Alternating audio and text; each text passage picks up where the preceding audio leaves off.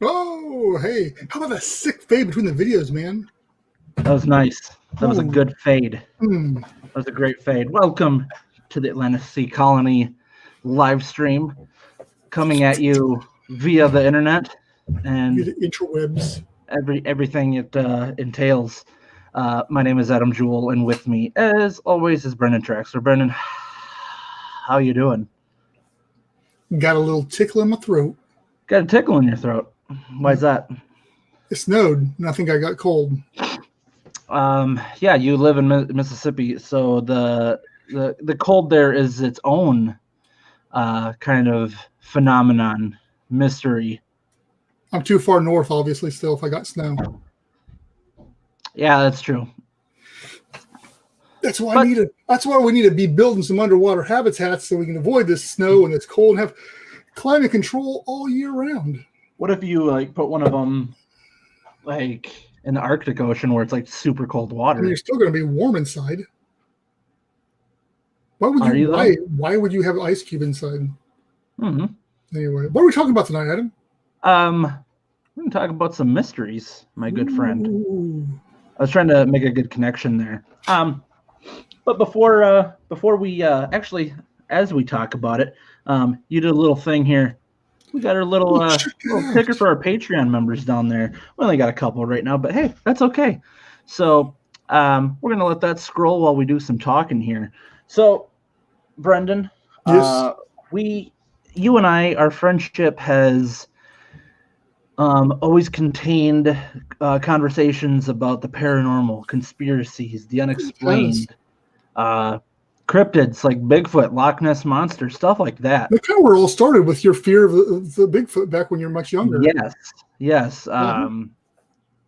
And now I'm kind of passing that on to my kids, except for they're more interested than scared. So, I mean, I'd like it to go full circle, but it's not. So, anyways, that's something that me and you enjoy talking about outside of this, and we like to explore the unexplained, the unexplored, whatever you may call it. So I wanted to tie some of that in, and you as well.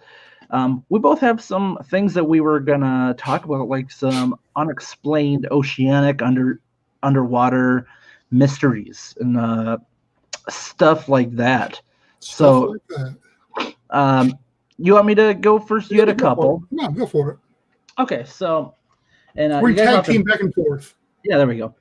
You guys will have to kind of bear with me because of the whole screen sharing thing, and I'm still trying to manage that. I need to get 2 screens. It would make it a lot easier, but I digress. So the first one that I want to talk about is called the bloop.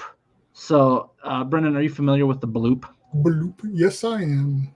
Okay, so I got this website here pulled up too, by the way, in which I'm gonna kind of go off of as far as some of the notes. It's actually rd.com. Sounds legit. RD.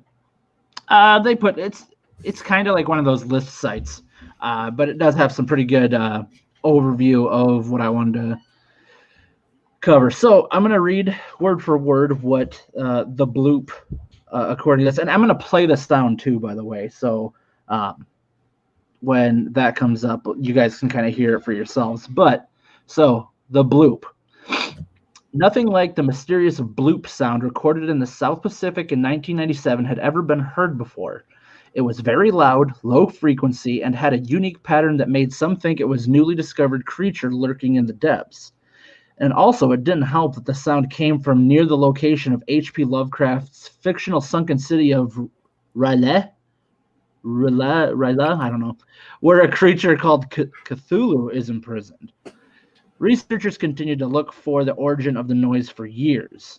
So I'm going to read the second part of that here in a minute, but what I'm going to do is actually share the video of share the video of the noise. Sorry. It's like a minute long video, so hold on a second. You can see it, Brendan? Yep. Okay, make sure you let me know if you can hear it too.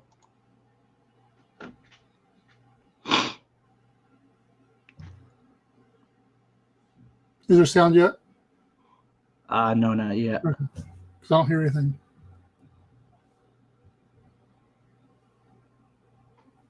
You hear it? No. You don't? No. Okay, hold on. I knew that was going to happen. There's a button you got to click on videos. Oh, yeah. Okay. So, what do I got to do? When you go into the share screen and the video, there's like a button or something like that to sync audio or something along those lines.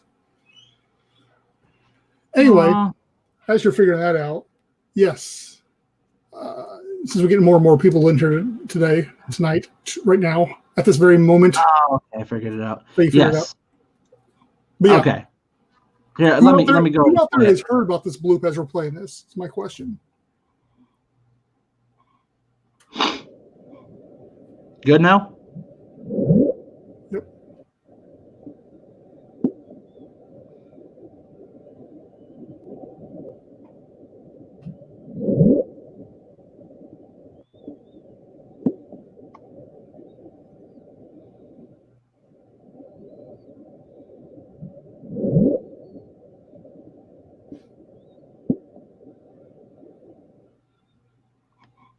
The bloop. So yeah, that was that. So the weird thing about this is that it was picked up on microphones like that were extremely far away from the source of it. I actually got another article up here. I'm trying to find the exact. But the thing about the bloop too, also sound is that's severely sped up too, if I remember right. Yes, that is actually played 16 times the original speed. So everybody that's listening, it's just like a bloop, but it's actually think of like that drug out over like I don't know, probably half a minute, just like this long noise. This other article I'm having, it says, it has been argued, however, that the patterns and the variations within the sound indicate an animal origin. Assuming similar noise-making capabilities of a blue whale, which is the largest known species of animal, the bloop would have to be made by an animal more than 250 feet in length. But as of right now, it comes down to where researchers are thinking that it was just an ice quake. Obviously, they can't prove it because, this happened back in 97, so you can't really track all that at the moment. But they believe that is what happened is that the microphones picked up a ice quake or, icebergs breaking off of glaciers from an extreme distance. And, obviously that happens, but it's just a really weird there's still people that are skeptical on that, right? But it's it comes down to the concept of it being, like I said, the microphone picked it up from I want to say it was like hundreds of miles away because this was like in the Arctic Sea or Arctic Ocean, I believe, or no, but off the coast of Antarctica, and the microphone or whatever was like hundreds of miles away from it, but they identified the source as closer to Antarctica, so that would kind of tie in with the fact of the ice quake or whatever. But it's kind of crazy just because I'm sure that stuff happens a lot more frequently than to where it wouldn't have been a mystery had it been something that happens more frequently, if that makes sense. Yeah. Well, and the wildest heard was, it's most likely some kind of shifting along the ocean floor, either, ice or tectonic or something along those lines. And that's why it's never everything been heard ever again. But I think the whole purpose of this episode or this live tonight is the unknowns of the ocean. That is, it's just so huge that who knows what could be down there. And this totally could be some kind of animal or something. Right.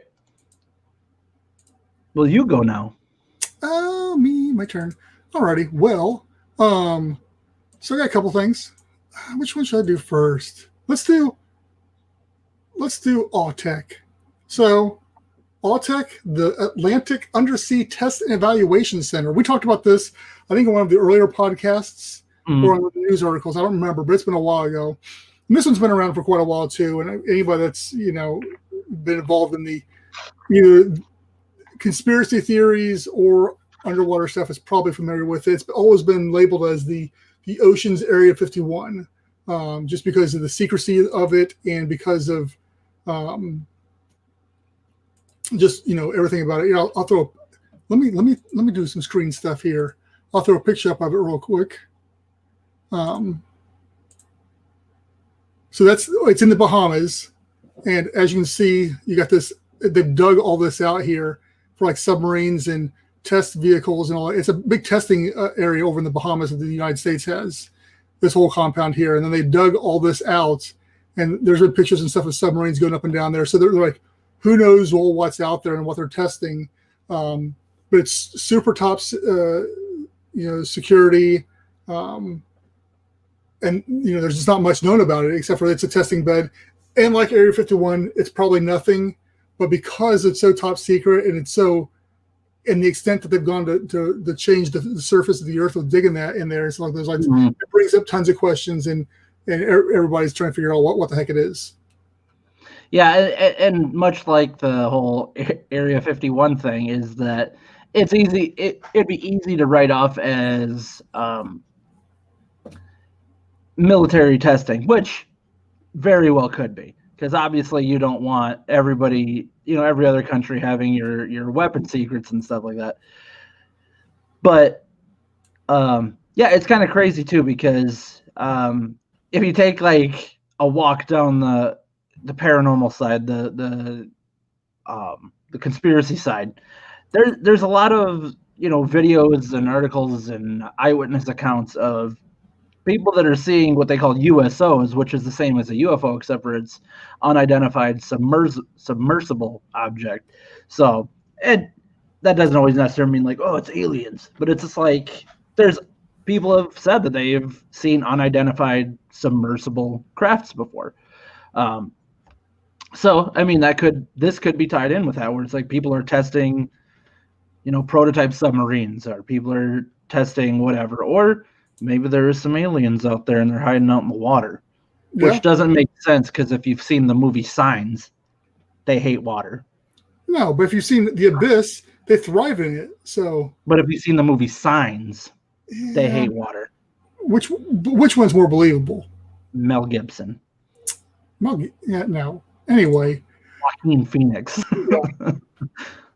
So yeah. But yeah, no, I couldn't find it, but my memory may be incorrect. But I remember back when I first heard about this, they were talking about other sightings and along those lines of UFO lighting and stuff like that. But once again, it could have been just some Ancient Aliens episode that was talking about it, because I know they have talked about it on Ancient Aliens as well. So once again, that's always like a fun show to watch until it always has like some really good information. You're like, oh, I'm interested. And then it hits like a certain like point in the episode. You're like, okay, you guys are absolutely nuts. And you go off the rails. Are they? Yeah. Well, my thing is, they're talking about on mainstream television, it can't be right. I guess. Okay. So, all right. The next one I was going to pull up here is, as a matter of fact, let me share a picture of it. Share it. Please share it. I want to see it.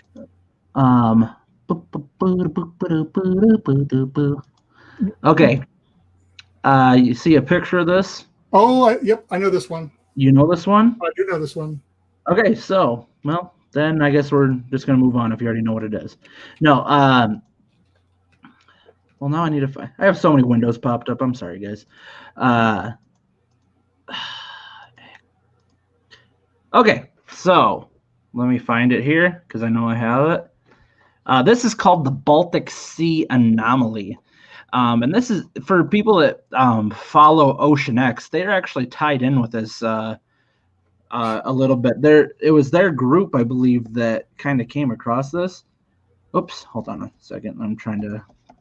There we go. All right, so from the same website, rd.com, here's the little summary of it. So In 2011, ocean explorers found an oval-shaped object with strange markings on the bottom of the Baltic Sea. The resulting images, which were really created by a graphic artist of the otherworldly discovery, quickly made the rounds on the internet. The only real visualization is a grainy sonar image, which I believe is the one I have pulled up. Scientists think that the anomaly is actually a glacial deposit or some other natural formation, but its origins are uncertain pending further exploration. Who knows? So really is what it comes down to. And I got that pulled up so we can sit there and look at that. Yeah, there's some other pictures of it, and there's actually some renders of what people think it might look like. And right, I wanted to on that too. Yeah, I wanted to just have the sonar image up just so people understood exactly what we were talking about. And like, so really, I mean, everyone's main thoughts on this is like, oh, it looks like some sort of craft or some sort of like the aluminum falcon. It looks like an aluminum falcon is what it does. It's weird that it has such a specific design. Now, that doesn't necessarily mean it's anything, I guess, abnormal or paranormal or anything like that. And it probably does have an explanation to it, whether it's just the glacial formations or whatever. But like I said, it just has such a specific look to it. And maybe it's just because our culture is so used to, I don't know, there's a word for it, where when you have a certain thought process, you start seeing the things that you want to see, you know? So that could be easily what this is, but which is similar to like the Bimini Road and stuff on those lines, which everybody thought was like the walls of Atlantis and stuff on those lines, and most people now agree it's just a natural the erosion, but it looks like bricks, big blocks and a road over the top of the walls. And then they're over in Japan. I can't remember what it's called, but there's a big underwater formation with sharp edges that it's still, they're not sure if it's natural or not. A lot of people are saying no, it's natural, but there's a lot of people saying it's too perfect to be natural. Oh, and what's that one? There's like it almost looks like a road underneath, or like on the floor, where it almost looks like certain stones kind of lead. Okay, no. Okay, sorry, not that one.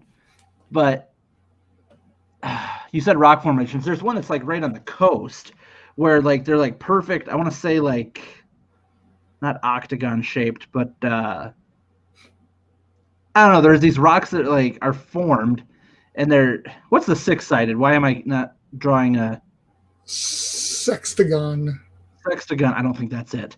But anyways, like so like there's like rock formations that are like perfect shapes like that, but like they just look too perfect to be natural, but apparently it's just a way of how the water eroded on them. And so the world has a weird way of working, but I don't know. What? It's a hexagon. Oh man, we're way off. We should not be doing any sort of I was going to say septagon, but that wasn't it. And we just lost everybody watching. Like, all right. Well, they call the six-sided figure a sexagon. So, idiots. So, anyways, that's the Baltic Sea anomaly. I think it looks like the Millennium Falcon. I think Han Solo and Chewbacca came to Earth, crash landed, and they landed in the Baltic Sea, and that's just where they ended up. But okay, if that's you, it's your right to believe whatever you want to believe there. All right, you can go ahead and take the next one, buddy. So this next one. Let me go ahead and here. Yeah, this next one is crazy, and this one I haven't heard that much about it, just because there hasn't been that much said about it. But anyway, stop beating around the bush here. But they're off the coast of California, off of what was it, Point Sur. There's like this. Well, here, I'll just show it to you, I guess, and somebody's trying to explain it. Just pull up the picture. I'm pulling up the picture. This sucker under the waters. And you can see. Brendan, what are we looking at here? I know. Holy cow, what is this? So these are, obviously Google. You can find this on Google Earth, Google Maps, whatever it is, Google Earth. And so back in I think the 60s or 70s, there were talk of building underwater bases. As you can see, here's the Sea Lab proposal, and they had some little submarines and like that, as well as a fully underwater base. So nothing ever came of it, supposedly, but people were asking, did they actually do something? Is this it? Or the other theory, what initially was that it's the exit to a long underground tunnel that starts in a lake in Nevada, I think, where they're saying they're designing like special, because Nevada, once again, here we go with Area 51, right? But special submarines and stuff along those lines, and that's how they're getting them out. They're building way inland where nobody's going to be looking. Then they get this huge, massive tunnel which would go under California, under Nevada, and come out into the ocean. So it's pretty far out there. So and it's deep enough that you can't really dive on it and stuff like that. So you have to take a submarine to it. And there's been some stuff trying to find, but so far there's nothing come of it. It's just, this is as much as people know about it for the most part, is that there is something there that's showing up, whether it's just a image anomaly, which a bunch of skeptics are like, well, it's just Google images. There's not good pictures down there. It's all satellite imagery, and the satellite just got messed up with the images, and this is why it got compiled, which is possible as well. So who knows what it is, but the segueing onto the idea and the theory that there's underground tunnels all throughout the United States, which is another theory, which is off of this, that goes back into it as well as in another article we're going to talk about, which we'll talk about, but I will mention that China does have satellite images of underground tunnels for their submarines. So China is obviously doing something similar to this.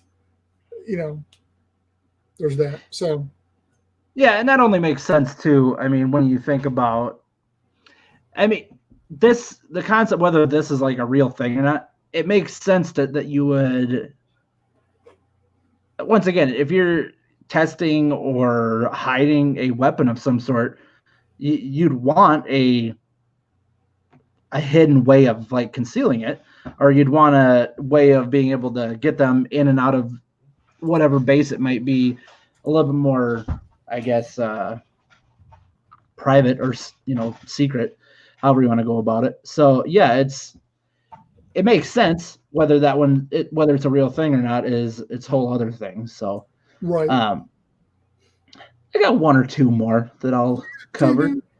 I think that this could be something that we do again down the road, because there's a lot of them out there. As I was talking about, there's ones I forgot to even look up that now I'm remembering too. Yeah. And one of them I don't have pictures for, so I'll save that for like maybe the last one. But this one's more like a sciencey thing. Like it's more of like they haven't figured everything out quite yet, is what it kind of comes down to. And by the way, you're doing that, I found a more clear picture of your Baltic Sea anomaly. I'll throw up there because it's much more high res definition too. All right, go ahead and throw it up quick. Hold on a second, Well, throw it up. If you're going to talk about it, throw it up. I'm working on it. Where'd it go? Here it is. For those tuning in, what do you guys think? Is there some other ones that you've heard of that you want? Yeah, that's it. Next time we do a round of some underwater mysteries under Everything's Better Down Where It's Wetter mysteries. There you go. Now, is that a rendition or is that actually? I don't know. I think that's. Let's see.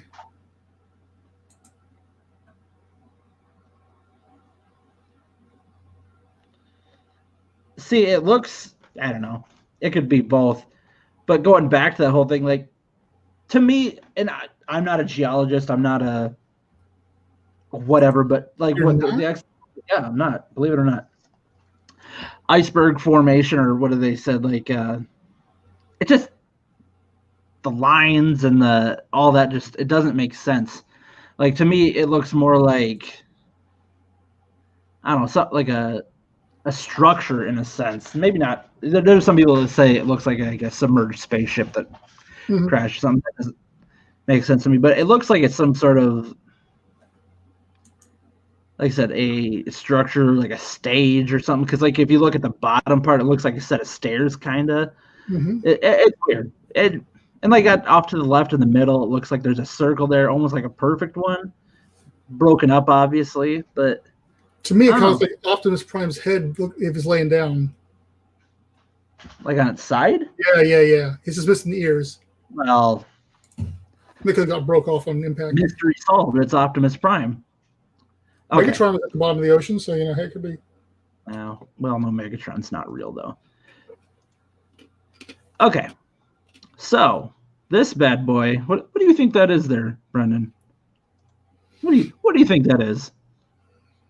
Looks like a jellyfish. It's a jellyfish. All right, so you're like, why are we talking about jellyfish? No, so this one is called the immortal jellyfish. So it's smaller than a pinky nail. This sea creature has the Benjamin Button-like ability to revert back to a polyp stage when threatened with starvation or injury, earning it the nickname immortal jellyfish for how it outsmarts death. Although the species had been known about for 100 years, it wasn't until the 1990s that this incredible phenomenon was discovered. Scientists are still unsure exactly how its cells are able to regress and regrow, but the immortal jellyfish could hold promise for fighting diseases like cancer in humans. So, yeah, basically this thing like kind of defies biology in a sense, where it can just regress back to its younger self. And like jellyfish have always been kind of weird as far as like, a lot of sea animals are really like when it comes to like regeneration and stuff, but like this one actually just like yeah, if you were to turn back into a kid, because you were getting too old to deal with something, you know what I mean? So it's crazy that I guess something like out there like that exists. And if we can learn from this to figure out medical stuff. And granted, I mean, the conspiracy side of me wants to think that the military already has a hold of this and they're creating some sort of super soldier. It's me. You're the super soldier? Are you the Winter Soldier? Winter Soldier. Wow. So what are the words that I have to utter or whatever? I'm not allowed to show it. Really? Mm. Well, according to a lot of people, I mean, World War III is going to break out in like a couple days. So you might want to make sure that you don't know what those words are. So So those are the kind of main ones. The other one, and we'll just have a free fall for all with this one because it's so popular.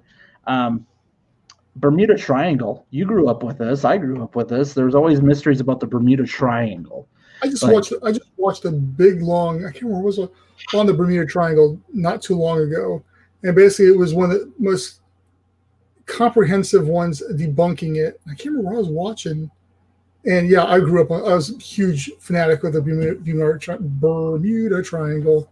Trying to figure out what it was. Everything from the theory that there was freshwater deposits or methane deposits under the ocean, and they break open, which then created, a weak spot, so the ships would come down because when the freshwater hit the salt water and the density levels, it suck them down. Or the methane, when it came up, it would disrupt the planes.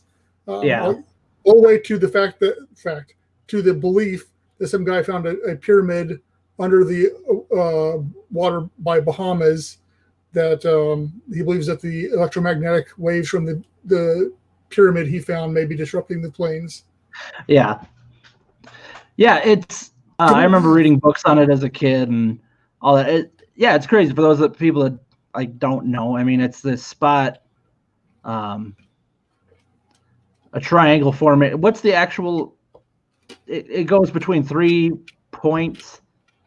Bermuda, obviously. You're gonna look it up, but anyways, like ships that go through there have been lost and never recovered.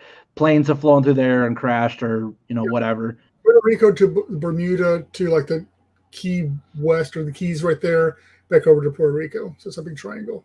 Okay, it's a massive area.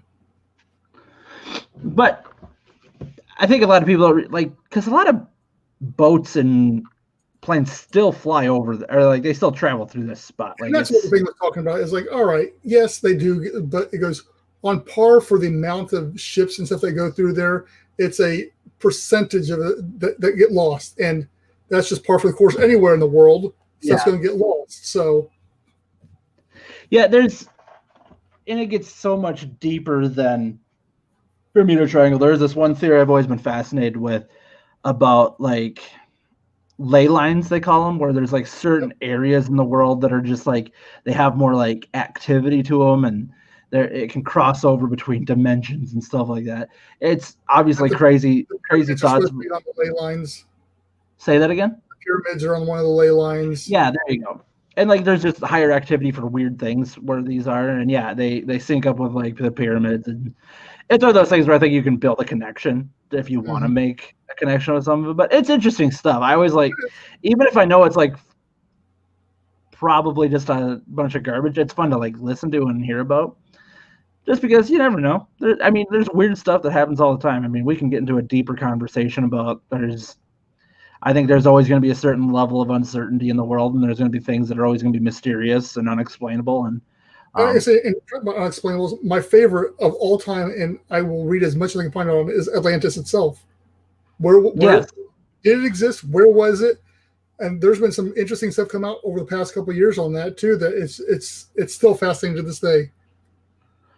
Yeah, and because you'd think for as much literature and stuff that was written about it, and like how there wasn't. Plato was like the only person that ever wrote anything about it. It showed up in other works, didn't it? Plato was the main one for it, though. Oh, I could be wrong. I'm likely wrong. Yeah, but yeah, it's a fascinating thing because it was referred to as, you know, he made it seem like, okay, like this is an actual place that we go to and all that. There's another one similar to Atlantis, Lemuria. Yeah, that's a weird one to look into too. Not as much evidence for that one, or even that much stuff on it. Yeah, that one's a lot even more far-fetched, you know, when it comes down to it. But yeah, it's cool to look into those things, and I mean, you always got to keep your mind open about a lot of it. For like we've talked about, like there's so much of the ocean that's unexplored that it's possible that a city could be in a certain spot that we don't know about that may have sunk or got destroyed or whatever it may be, and we don't know. So I mean, I think within the upcoming years we'll probably learn more and more, just because like mapping technologies are getting better, and between like sonar and like the drones and all that stuff, being able to do the mapping and 3D imaging, so we could find some really cool stuff in the upcoming years, and I'm looking forward to doing that. So yeah, there's a lot of these things that we could cover, and I think in the future, maybe in like, I don't know, a few months or something, we'll do another episode. We don't want to beat a dead horse and just do this all the time, but there's an endless list of stuff like this that we could get into, and we definitely should. So I don't know, Brendan, you got any other ones you want to talk about, or you want to leave a little bit of suspense for the next time we do it? I mean, I think we covered 30 minutes on this topic alone. I mean, that's pretty groovy. Hey, that's your website. But I will say, you know, last week I think we talked about, you know, a couple things. What's up with Atlantis Sea Colony? Since this is about us, this is all about us. It's all about us. Just like what Tattoo said. It's all about us. All about us. All about Tattoo. Oh, the girl band. Yeah. Anyway, no, I got a new computer this last week, so I'm well behind on everything I said I was supposed to get done. So I apologize. I have been emailing people, but the Facebook group is not ready yet. Hopefully this week I'll get that finalized so we can start getting people coming to that. We've already got this guy I've been talking to, Matthew. We've been emailing back and forth now for several weeks now. He's got some really cool ideas, very passionate about this whole thing. And so him and me have been bouncing ideas back and forth, and he's definitely going to be part of the group. Maybe even have him on here sometime. We'll see. He may be watching right now. But yeah. Besides that, you know, we're still. Oh yeah, hey, you can support us. at patreon.com/Atlantis Sea Colony. For just $1 a month, $1, you can feed $5. this starving child. Yeah, our starving business. But now, if we get enough money, maybe we can do something about Adam's backdrop back here. So, yeah, I'll take care of that with my own money. But anyway, we don't need people's support for that. Go ahead. Or we have the PayPal as well. So yeah, we got different ways. Make like a small one-time donation with PayPal, so you can do it. If you want to do something a little bit bigger, shoot me an email, Brendan@AtlantisSeaColony.com. Oh, we can talk. You got like $100,000 just burning a hole in your pocket? Let's talk. Let's see if we can put that to good use. Oh, we can put it to good use. So that's kind of the main ones. Once again, thanks for our Patreon members, Edward Haas and Wiley Pays. Like I said, we only got a couple right now. That's all right. We're coming off the holidays, you know. Yeah. 2021 is going to be a big year, and you know, after this, Brendan and I are going to, you know, do some more shop talk, and obviously, but I think that once we actually start, you know, moving on something too, people can start seeing some stuff. You know, people get a little more excited, get a little more vested into it, versus us just sitting here flapping our jaws talking. Yeah, it's one thing to, you know, just have something that people engage in, like when we do these live streams. That, you know, we'll just have a fun time. We'll talk about some stuff and relax a little bit. But I mean, obviously, the ultimate goal is to be the frontier in underwater habitats, hotels, and data centers, and Dollar Generals and underwater Walmarts and stuff. Like, we'll be the ones to build it. Hey, if we build an underwater colony, we're going to need an underwater Dollar General and more than likely an underwater Walmart. What about underwater Casey's Pizza? Ooh, man, I had some of that yesterday. Very good. Mm-hmm. Do you have Casey's down there in Mississippi? But we did in Illinois. Huh? No, but we did in Illinois. Oh, so do you miss it? I never had that much, but it's good. Oh, well, if I come visit you sometime, I'll bring a slice of Casey's pizza down there.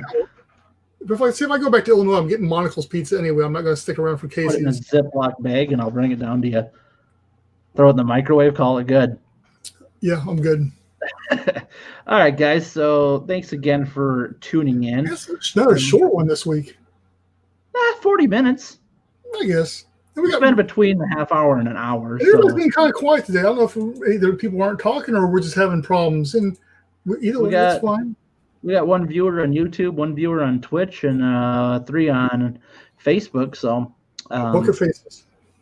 Huh? On the Book of Faces. On the Book of Faces. So, yes, thank you guys for joining us. Or as they say in Mexico, Libro de Caras. Yo quiero. No, you're going off. Más cervezas? No. I want more beers? I can't say that. Anyway, thank you guys. We will see you next Tuesday at the same Atlantis Sea Colony time and same Atlantis Sea Colony place. Good night. Thanks, guys.